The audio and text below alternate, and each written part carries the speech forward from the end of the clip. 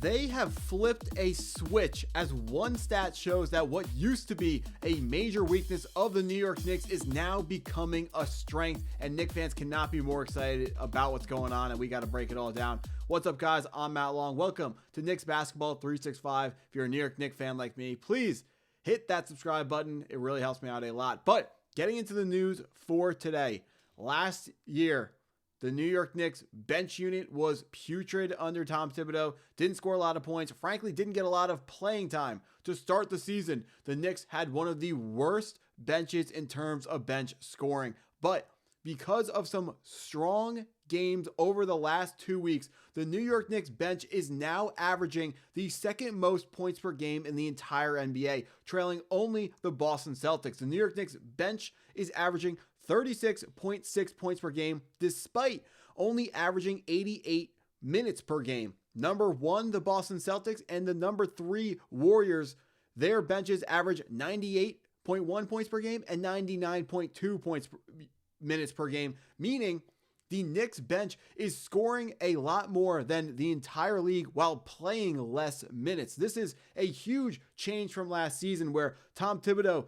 never wanted to play the bench a lot of minutes, and he always kept the starters out, and frankly, he kept them out for too long. He kept them out. It led to more injuries. Guys were tired come the playoffs time. They were more susceptible to being injured in the playoffs, partially what happened 2 years ago against the Indiana Pacers, where just everyone went down. Everyone was injured, dealing with soft tissue injuries, and the amount that Tom Thibodeau played his starters really didn't afford our guys enough rest to get better from those injuries, and it just looked really, really bad. But now, the New York Knicks, the bench unit is going absolutely crazy, and it all starts with the guy that we got to shout out, the first guy from the intro video, Landry Shamet.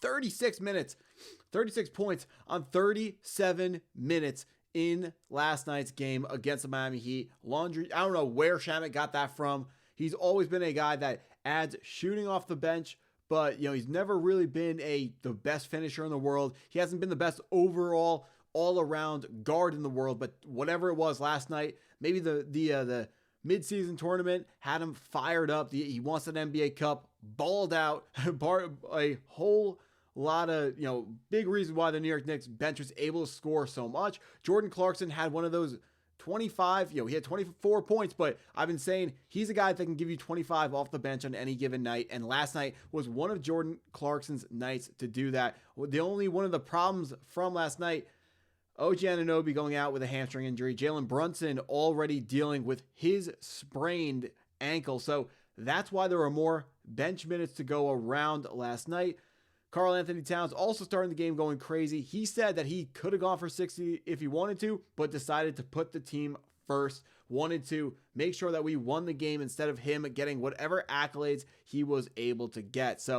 But our bench is so much stronger this year, and they're going to be getting so much more playing time this season because of Mike Brown's new system. People are going to be running more offensively. We aren't going to be able to rest on offense like we did last season under Tom Thibodeau, but heading off the bench with Miles McBride and Jordan Clarkson, both of our two guards. I know Deuce is currently starting in the absence of Jalen Brunson while he deals with his ankle injury, but Miles McBride is going to be the number two guard off the bench he's going to be the first guard off the bench when Jalen Brunson is healthy, and he's just another guy who's going to be able to add more scoring to the bench when Brunson is back, and maybe the Knicks can even finish as the number one bench scoring team across the entire NBA. One of the biggest reasons why the bench is doing so much better this season, other than the playing time and the coaching change, is the fact that the Knicks went out in free agency and they made it a priority to make the bench better. We watched the Oklahoma City Thunder with a really deep bench go to the finals. But you could say, but Matt, they had the MVP of the league in Shai Gilgeous-Alexander. They have another star player in Jalen Williams. They have another great player in Chet Holmgren. It was the starters that did it, not the backups. But look at the Indianapolis Pacers. They made it to the NBA Finals. Game 7 of the NBA Finals, they made it with their bench just being that much better than everyone else's bench. What it allowed the Indianapolis Pacers to do was just run as fast as they could. Everyone was talking about how the Indianapolis Pacers win with pace, and they made it a joke about their name, but it was so true. They ran everyone off the floor. They just ran so hard that no one people were getting tired against them. People would, make mistakes and they would just kick it out and hit threes. That's kind of what Mike Brown is going to want to try to do. Not exactly, but we're going to be doing something very similar. But the point I'm trying to make here is the bench is what separated the Indiana Pacers from the rest of the Eastern Conference last season. And now the New York Knicks are aiming to do the exact same thing and may have even accomplished it. It's still early on the returns, but being second in the NBA in points per game off the bench is definitely nothing to turn up your nose at. Indiana Pacers, not even close. They're struggling though. But once we are able to fully get all of our new pieces involved in the rotation, like we can get better play from Gershon Yabusele. Josh Hart started slow, but now he's going crazy, which we love to see. It's really the guy that has to step up now is going to be Yabusele, a big man picked up out of free agency. Last played with the 76ers, the Philadelphia 76ers. They will, he's got to do a little bit better. He can shoot the three ball, but he's really there he's not there to shoot the three. He's just there to be a more big depth. And we are going to have to figure out how Yabusele, we can get him playing a little bit better, because right now he's not shooting well enough. And our big man rotation it's going to be tested with Mitchell Robinson's lack of ability to stay healthy. He's healthy now, and he's playing on a minutes restriction and still rebounding at like the best rate anyone's ever seen. Like the dude gets the most offensive rebounds possible. But our big man depth is going to be tested, frankly, just because Mitchell Robinson has that injury history. We know he's going to get hurt. So Yabusele has to step up, and he has to find a way that he's going to be able to impact the game without scoring. If he can, just out of nowhere start shooting better, and then he can impact the game by scoring. But